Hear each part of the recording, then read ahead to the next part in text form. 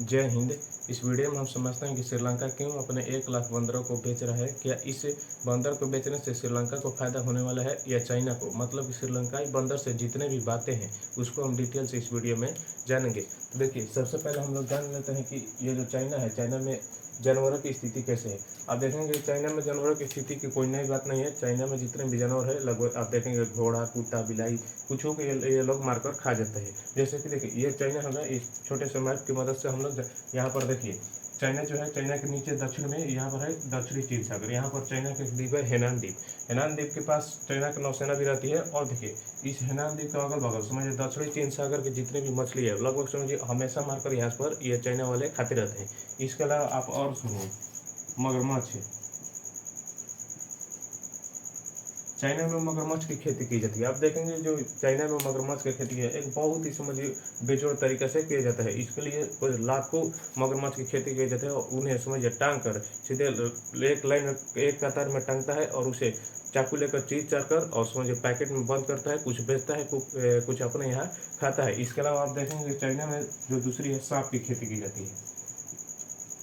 सांप की खेती, और सांपों की खेती समझिए चाइना अपने जितने भी सांप और देश खाने वाला उसको निर्यात करता है, नहीं तो सांप को भी अपने यहाँ ये खाते रहता है। तो आप देख रहे हैं कि इधर मछलियों का है, यहाँ मगरमच्छ का, यहाँ सांप का, इन सब का प्रयोग केवल वो अपने खाने के लिए कर रहा है। और इतना ही नहीं, आप देखेंगे चाइना में जो बंदरों की स्थिति है, चाइना में समझिए बंदर का मांस भी उतना ही लोकप्रिय है। यहाँ के समझिए घोड़ा और सुअर को, कुछ सुअर का और ये लोग खाते हैं। तो आप समझ सकते हैं यहाँ से कि जो चाइना है हो सकता है श्रीलंका के बंदर को अब खाने के लिए, मांस खाने के लिए बोला है या चिड़ियाघर में, तो इसको भी हम आगे जानेंगे। लेकिन अब हम जानते हैं कि श्रीलंका क्यों अपने बंदरों को बेच रहा है। देखिए, पहला इसमें कारण है ये जो भारत के नीचे यहाँ पर श्रीलंका है, छोटा सा देखिए, इसे समझिए, भारत के नीचे जो श्रीलंका है यहाँ पर लगभग 30 लाख बंदर हो गए हैं। 30 लाख, अब समझिए इतना छोटा देश है और यहाँ पर बंदरों की संख्या 30 लाख हो गई है। लेकिन ये तो बंदर 30 लाख है, हो सकता है वहाँ पर जैव विविधता बढ़े, बंदरों के लिए जैव विविधता बढ़े, लेकिन ऐसा नहीं है। श्रीलंका में देखिए क्या हुआ बंदरों के कारण। श्रीलंका में जो है, श्रीलंका की जो फसल है वो लगातार बर्बाद हो रही है। आप देखेंगे श्रीलंका के ऊपरी भाग में, ऊपरी भाग में बेजोड़ तरीके से खेती होती है। यहाँ पर चाय की खेती होती है और चाय में समझिए बहुत ही बेजोड़ यहाँ पर नारियल की खेती होती है, क्योंकि नारियल के लिए जितने भी उपयुक्त दशा है श्रीलंका में मिल जाती है। लेकिन इन बंदरों के कारण आप देखेंगे कि श्रीलंका का जो 2 करोड़ का नारियल का घटा हुआ इन बंदरों के कारण। तो पहला ऐसा देखा गया कि 30 लाख बंदर, 30 लाख बंदरों में से आवश्यकता से अधिक हो गए। दूसरे में इसमें फसलों को नुकसान हुआ, फसलों के साथ साथ आप समझिए केवल नारियल को जोड़ा गया तो नारियल में इसका 2 करोड़ का हानि हुआ। किसके कारण? इन बंदरों के कारण, जिसके कारण आप समझिए श्रीलंका का पहले से अर्थव्यवस्था चौपट चल रहा है और इतना 2 करोड़ का हानि केवल इन बंदरों के कारण हो गया। तो श्रीलंका से जो वहाँ की सरकार है सोचा कि हम इन बंदरों को कुछ निर्यात करें, तो इधर चाइना का कर्जदार है श्रीलंका। तो सोचा कि चलो चाइना इसका एंट्री मारा, चलो ये तो हमारा, तो सोचा कि हम श्रीलंका के जितने भी बंदर बेचना चाहते उसको हम ले लेंगे। तो देखिए, इस पर हम लोग जानते हैं कि श्रीलंका का जो कृषि मंत्रालय है इस पर उसकी क्या है। देखिए, भारत में जैसे खेल के लिए खेल मंत्रालय है, रेल के लिए रेल मंत्रालय है, उसी तरह से हर एक देश में होता है कृषि के लिए कृषि मंत्रालय है। तो जाहिर सी बात है कि इन बंदरों के कारण श्रीलंका की खेती पर प्रभाव पड़ा है। तो जो वहाँ के कृषि मंत्रालय है वह अपने यहाँ बड़े मतलब वरिष्ठ अधिकारियों को बुलाकर और पूरा देखा कि चलो जांच करो कितना का नुकसान हुआ। तो 2 करोड़ का नुकसान हुआ कम नारियल के क्षेत्र में, इसके अलावा और भी फसल इससे प्रभावित हुआ है। तो ये जो कृषि मंत्रालय का विभाग है ये आपस में बैठकर बातचीत कर रहे हैं, क्या बंदरों को निर्यात कर देना चाहिए, इतना फसल का नुकसान हुआ। मतलब जितने भी बंदर और फसल से संबंधित जितने भी मुद्दा है उन सबका जांच कौन कर रही है? वहाँ के श्रीलंका के कृषि मंत्रालय ने। और यहाँ पर सरकार ने भी, मतलब सरकार बंदरों को बेचना कोई आसान बात नहीं है। और देखिए, यहाँ की सरकार पहले कृषि मंत्रालय जितना इसका क्या है कि क्या काम है, देखा कि हमारा कितना फसल बर्बाद हुआ और बंदर की संख्या कितनी है और इससे देश की अर्थव्यवस्था क्या हो रहा है, ये सब काम किया कृषि मंत्रालय ने। इसके अलावा वहाँ की जो सरकार है, श्रीलंका की जो सरकार है, वह अपने विशेष कमेटी का स्थापना की। देखिए, जब भी सरकार की कोई नीति गड़बड़ा जाती है तो उस नीति की जांच परख के लिए सरकार वहाँ पे एक विशेष कमेटी की स्थापना कर दी है। केवल ये जो कमेटी है जो इसी बात पर ही चर्चा करेगी, इसके संबंधी जितने में क्या हमें बेच देना चाहिए, क्या नहीं बेचना चाहिए, कितना का नुकसान हुआ। ये विशेष कमेटी की स्थापना की है, यह भी इसका जाँच कर रही है।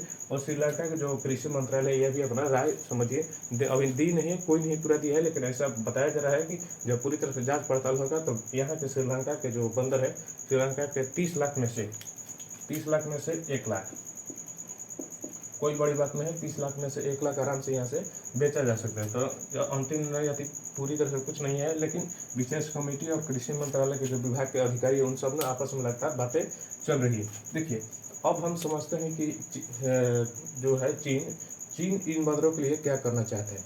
देखिए, चीन पूरी तरह से ऐसा बात कहा है कि श्रीलंका को भी लेने के लिए मजबूर होना अंततः पड़ेगा। होगा या नहीं इसकी कोई अति जानकारी नहीं है। देखिए, वहाँ पर देखा जाए श्रीलंका के रुपये के हिसाब से, चाइना के रुपये के हिसाब से नहीं ना, भारत के, श्रीलंका के रुपये के हिसाब से अगर देखा जाए तो श्रीलंका के एक बंदर को पकड़ने के लिए पूरे 5,000 रुपये लगेंगे। एक बंदर को समझिए, श्रीलंका में अब समझेंगे आप 5,000 रुपये लगे एक बंदर को पकड़ने के लिए। ऐसा बात नहीं है, श्रीलंका में महंगाई अभी बहुत समझिए बढ़ी हुई है, जिसके कारण 5,000 चाइना के लिए कोई बड़ी बात नहीं है, वो भी श्रीलंका के रुपये के हिसाब से 5,000। और देखिए, अब चीन इसके अलावा कहता है कि हम कुल खर्च मतलब जितने भी बंदर है उसको पकड़ने के लिए ये कह रहा है कि हमें 50,000 रुपया लगेगा। देखिए, चाइना का कहना है कि हम पकड़ेंगे, हम रखेंगे हम, और यहाँ से देखिए यहाँ से जो हम निर्यात हम ही करेंगे, अपने यहाँ हम ले जाएंगे। तो आप देख रहे हैं कि पूरी तरह से चाइना इस बात कर रही है कि ये जो विशेष कमेटी है ये अपना समझिए इस पर विचार विमर्श कर रही है। कृषि मंत्रालय का जो अधिकारी है वो भी आपस में बातचीत कर रही है, कह रहा कि यहाँ इन जंगलों में से बंदर पकड़ेंगे हम और यहाँ से रखेंगे हम, सीधे यहाँ से अपने यहाँ लेके जाएंगे। मतलब कि खर्च जो ये नाव से आएगा, कुछ से आएगा, तो उसका खर्च भी हमारा ही होगा। तो चाइना इस तरह से बातें कर रहा है, जिसके कारण श्रीलंका सरकार को फायदा ही फायदा होने वाली है। तो देखिए, इससे प्रभाव क्या पड़ेगा, इन बंदरों के बेचने से श्रीलंका के जो है श्रीलंका पर क्या प्रभाव पड़ेगा। देखिए, ये जो इसका प्रभाव मुख्य रूप से पड़ेगा वो जैव विविधता पर पड़ेगा। हो सकता है जिस तरह के जंगल का अनुकूलन इस श्रीलंका के जंगल में, उस तरह से जंगल का अनुकूलन इस चाइना के जंगल में नहीं हो। और चाइना कहता है कि हम इन बंदरों को समझिए जंगल में नहीं रखेंगे, हम अपने चिड़ियाघर में रखेंगे।